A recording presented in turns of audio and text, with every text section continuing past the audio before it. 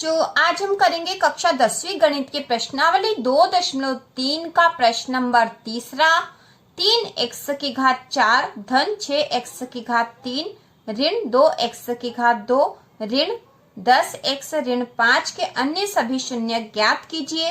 यदि इसके दो शून्यक √5/3 और ऋण √5/3 है। तो ये प्रश्न नंबर तीसरा है। इसके पहले के सभी प्रश्न हम कर चुके हैं। यदि आपने नहीं देखा हो तो चैनल की प्लेलिस्ट पे जाकर देख सकते हो।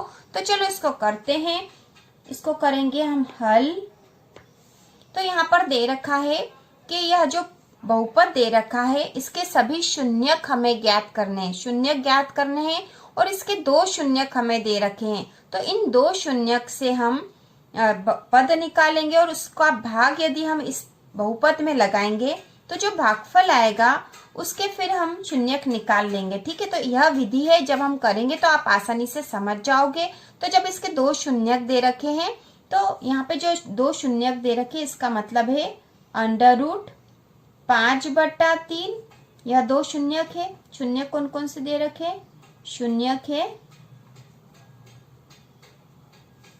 √5/3 और ऋण √5/3। तो ये दो शून्यक दे रखे हैं। तो शून्यक है इसका मतलब क्या हुआ? x बराबर है √5/3।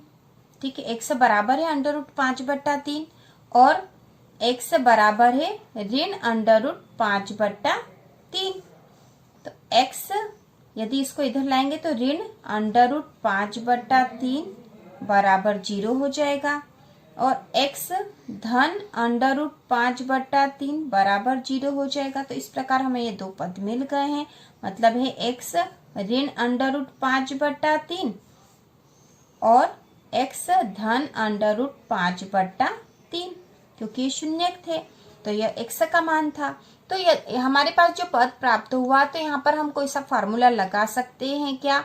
तो यहाँ पर हम लगा सकते हैं a ऋण b और a धन b। यह वाला फार्मूला हम लगा सकते हैं, a ऋण b और a धन b। तो a के स्थान पर x हो जाएगा और b के स्थान पर समान संख्या √5/3। तो ये फार्मूला होता है a² ऋण b² का, a² ऋण b² का। तो हम यहाँ पे इसकी जगह भी a² ऋण b² लिख सकते हैं। मतलब a के स्थान पर x और b के स्थान पर √5/3। तो हम लिख देंगे x² ऋण √5/3 का स्क्वायर हो जाएगा, इसका स्क्वायर हो जाएगा। तो यदि हम इसका स्क्वायर करेंगे तो किसी भी अंडर रूट वाली जब संख्या समान संख्या का गुणा करते हैं तो वही संख्या आ जाती है। तो यहाँ पर हो जाएगा x² ऋण 5/3, क्योंकि जो अंडर रूट वाला था √5/3 का गुणा फिर से हम √5/3 में करेंगे तो हमें मिल जाएगा 5/3। इसलिए हमने यहाँ लिख दिया 5/3। तो x² ऋण 5/3। तो यहाँ पर ये कोष्टक में था इसलिए इसका वर्ग करके हमने लिख दिया है। ऋण के स्थान पर ऋण आ गया। तो हमें ये जो पद मिल गया, अब इसका भाग हम लगाएंगे। इसका भाग लगाएंगे हम जो बहुपद हमें दे रखा है इससे। तो चलो करते हैं। तो हम करेंगे अब। तो यहाँ जो बहुपद दे रखा है 3x की घात 4 धन 6x की घात 3 ऋण 2x की घात 2 ऋण का 10x ऋण का 5। इसमें हम भाग लगाएंगे जो हमें प्राप्त हुआ है। शून्य को से जो प्राप्त हुआ पद हमें मिला है x² ऋण 5/3। अब इसका भाग लगाने से जो भागफल मिलेगा, हमें जो भागफल मिलेगा उस भागफल से हम शून्य निकाल लेंगे, क्योंकि हमें इस प्रश्न में शून्य ही निकालने हैं। तो चलो करते हैं। जब हम भाग लगाते हैं तो हमने पिछले सवाल में भी देखा था कि सबसे पहला वाला पद देखकर ही हमें भाग लगाना, इसका भी और इसका भी। तो हमें यहाँ पर क्या चाहिए? 3x की घात 4 चाहिए और भाग लगाना है x की घात 2 का, और हमें चाहिए x की घात 4, वो भी 3x की घात 4। तो क्या करेंगे? x की घात 2 का गुणा करेंगे तो x की घात 4 हो जाएगी, क्योंकि गुणा में घातें जुड़ जाएगी।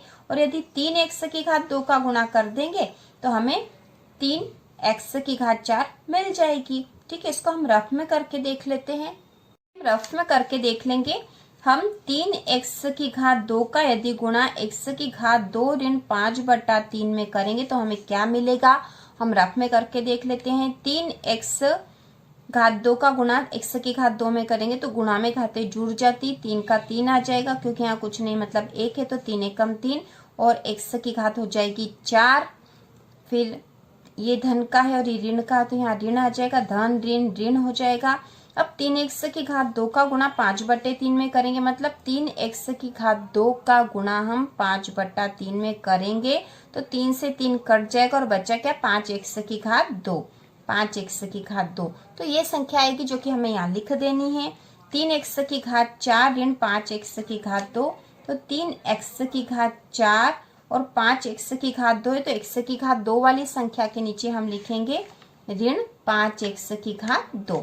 तो हमने पहली बार भाग दे दिया है, तो अब इसको हमें घटाना है, तो घटाने के लिए इनके चिन्ह बदल जाएंगे, धन का है तो ऋण का, ये ऋण का है तो धन का हो जाएगा। ये धन और ऋण के आपस में कट जाएंगे। अब यहाँ बचा है 6x की घात 3। अभी ऋण का और ये धन का, तो धन और ऋण तो आपस में घट जाएंगे और चिन्ह किसका आएगा, बड़ी संख्या का। तो यहाँ बड़ी संख्या 5 है तो चिन्ह आएगा 5 वाली संख्या का, मतलब आएगा धन। 5 में से 2 गए तो बचे 3, x की घात 2 ऋण के 10x ऋण 5। ठीक है, अब हमें फिर से अगली बार भाग लगाना है क्योंकि एक बार भाग दे दिया है। अब हमें यहाँ चाहिए 6x की घात 3। क्या चाहिए, 6x की घात 3 और यहाँ पे x की घात 2 है और हमें दोनों ही धन के हैं तो धन का चाहिए हमें यहाँ पर। और यदि x का गुणा x की घात 2 में करेंगे तो x की घात 3 हो जाएगी और यदि 6x का करेंगे तो 6x की घात 3 हो जाएगी। तो चलो कर देते हैं इसको, एक बार रफ में करके देख लेते हैं। में करके देख लेंगे, x की घात 2 ऋण 5/3 में हम गुणा करेंगे 6x का, तो हमें क्या मिल जाएगा, 6 का गुणा, जैसे यहाँ पे कुछ नहीं मतलब एक है ही सही, तो 6 एकम 6, इसको लिखने की आवश्यकता नहीं, आप अपने आप ही समझ जाओगे। ठीक है, 6 एकम 6 हो गया है, x का गुणा x की घात 2 में करा तो x की घात 3 हो गया है। ये हमने समझाने के लिए एक लिखा ताकि आप अच्छे से समझ जाओ। अब यहाँ पे ये धन का और ये ऋण का, तो ऋण का हो जाएगा। 6x का गुणा 5/3 में करेंगे तो यहाँ पे जैसे 6x का गुणा हमने करा 5/3 में, तो 3 से कट जाएगा, 3 एकम 3, 3 दूना 6, अब क्या बचा, 5 दूना 10 हो जाएगा, 10 और x।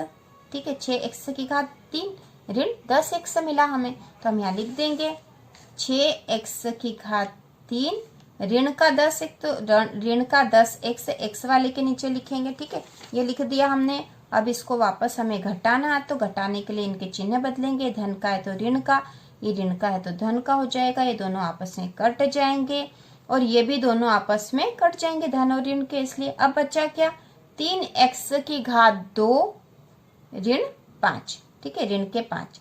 अब हमें यहाँ पे क्या चाहिए, 3x की घात 2 और ऋण के 5 चाहिए, तो हमें आगे वाली संख्या देखनी, हमें 3x की घात 2 चाहिए और ये x की घात 2 है इसे, इसमें किस संख्या का गुणा कर देंगे कि हमें 3x की घात 2 मिल जाएगी, तो हम किसका कर देंगे, 3 का गुणा कर देंगे। 3 का गुणा करेंगे तो हो जाएगा, इसको रफ में करके बता देते हैं, 3x की घात 2 चाहिए हमें, तो हम 3 का गुणा करेंगे, तो यहाँ कर लेते हैं x की घात 2 ऋण 5/3 में यदि हम 3 का गुणा करेंगे, 3 का गुणा करेंगे तो 3 का x की घात 2 में करेंगे तो हो जाएगा 3x की घात 2। ठीक है, और ऋण 5/3 में 3 का गुणा करेंगे, मतलब 3 गुणा 5/3। ठीक है, 3 से 3 कट गया, क्या बचा, 5, ऋण का 5 बचा, तो 3x की घात 2 ऋण 5 मिलेगा हमें, तो हमें यहाँ मिल गया 3x की घात 2 ऋण का 5। अब इसको भी वापस घटाएंगे तो इनके चिन्ह बदल देंगे, धन का है तो ऋण का है, ऋण का है तो धन का हो गया। ये दोनों आपस में कट गए क्योंकि धन ऋण के हैं, और ये भी, ये धन का और ये ऋण का, तो ये दोनों भी आपस में कट जाएंगे, तो शेषफल हो गया हमारा 0। शेषफल मिल गया हमें 0। अब हमें जो भागफल मिला है, हमें भागफल क्या मिला है, 3x की घात 2 धन 6x धन 3, इसके हमें शून्यक निकालने हैं। ठीक है, जब भी इस तरह से शून्यक निकालना हो तो सबसे पहले जो शून्यक दे रखे हैं, जैसे हमें यहाँ क्वेश्चन में शून्यक दे रखे थे, तो इससे हमने x वाला पद निकाल लिया है, x वाले पद का उस बहुपद में भाग लगा दिया है, इस बहुपद में भाग लगा दिया, जो भागफल मिला है, ये हमें भागफल मिला है, ये भागफल मिला है, इसके हम शून्यक निकाल लेंगे तो वही इस बहुपद के शून्यक होंगे। तो हम इसके जो है शून्यक हम निकाल लेते हैं, 3x की घात 2 धन 6x धन 3 के। हमें इसके शून्यक निकालने हैं जो कि भागफल प्राप्त हुआ था। तो शून्यक कैसे निकालते हैं, इस तरह के सवाल हम पहले कर चुके हैं। तो यहाँ पर हम जो बीच वाली जो संख्या है उसे ऐसे दो भागों में बांटेंगे कि जब हम इसको उन दो संख्याओं का यदि आपस में गुणा करें तो गुणा करने पे हमें क्या चाहिए, गुणा करने पे हमें चाहिए, इधर रफ कर लेते, गुणा करने पे चाहिए 3x की घात 2 गुणा 3 मतलब 3 तिया 9x की घात 2 गुणा करने पर हमें यह संख्या चाहिए। और जोड़ने पे क्या चाहिए, यदि हम गुणा करें उन दो संख्याओं में तो 9x की घात 2 चाहिए और यदि उन दो संख्याओं को जोड़े तो हमें 6x चाहिए। तो ऐसी दो संख्याएं कौन सी हो सकती है जिनका गुणा करने पे 9 और जोड़ने पे 3 मिल जाए। तो यहाँ पे जैसे सामने दे रखी 3 तिया 9 होता है और 3 और 3 जोड़े तो 6 हो जाएगा। तो यही दो संख्या हो सकती है। 3x का 3x में मतलब 3x का यदि 3x में गुणा करेंगे तो 3 तिया 9x की घात 2 मिल जाएंगे और इन दोनों को जोड़ने पे 6x हो जाएंगे। ठीक है, 3x धन 3x बराबर 6x हो जाएंगे। तो यही दो संख्याएं, हमें दो संख्या मिल गई है। तो हम यहाँ लिख देंगे 3x की घात 2 धन 3x धन 3x धन 3। अब हम इसमें से कॉमन ले लेंगे तो यहाँ पे 3 कॉमन आ जाएगा, 3x तो हमने ले लिया, 3x को कॉमन ले लिया तो बचा क्या है, यहाँ पे x बचा है क्योंकि 3x तो यहाँ आ गया है, एक x बचा, धन 3x यहाँ आ गया तो यहाँ बचा 1। ठीक है, इसी प्रकार यहाँ पर भी हम कॉमन लेंगे, धन 3 को कॉमन ले लेंगे, 3 को कॉमन ले लेंगे तो यहाँ बचेगा x और यहाँ बचा धन का 1। अब हमें दो यहाँ पे से पद निकल जाएंगे, ये 1 हो गया x धन 1 जो कि कॉमन वाला है और दूसरा जो बचा हुआ वो लिखते हैं 3x धन 3। अब इससे हम x के मान निकाल लेंगे और वही हमारे शून्यक होंगे। तो जो पहला पद है x धन 1 बराबर हो गया 0, तो x बराबर हो गया ऋण का 1, ये पहला शून्यक हमें मिल गया है। उसी प्रकार 3x धन 3 बराबर हो जाएगा 0, 3x धन 3 बराबर 0, तो 3x बराबर हो जाएगा धन वाली संख्या इस तरफ जाएगी बराबर के इस तरफ, तो ये ऋण की हो जाएगी, तो ये हो गया ऋण का 3 और x बराबर हो जाएगा ऋण का 3 बटा 3, ये जो 3 इसके साथ गुणा में इधर बटे में आ गया है, तो 3 एकम 3, 3 एकम 3, तो x बराबर हो गया ऋण का 1। ठीक है, बटे 1 लिखने की आवश्यकता ही नहीं होती है, तो x बराबर मिल गया हमें ऋण का 1। तो इस प्रकार हमें जो शून्यक प्राप्त हो गए हैं ऋण 1 और ऋण 1। तो हम यहाँ लिख देंगे अन्य सभी शून्यक ऋण 1 व ऋण 1 है और यही इसका उत्तर है। इसी तरह के और वीडियो देखने के लिए 9th और 10th के इम्पोर्टेंट क्वेश्चन, गणित, हिंदी और विज्ञान के सारे प्रश्न देखने के लिए चैनल को सब्सक्राइब कीजिए।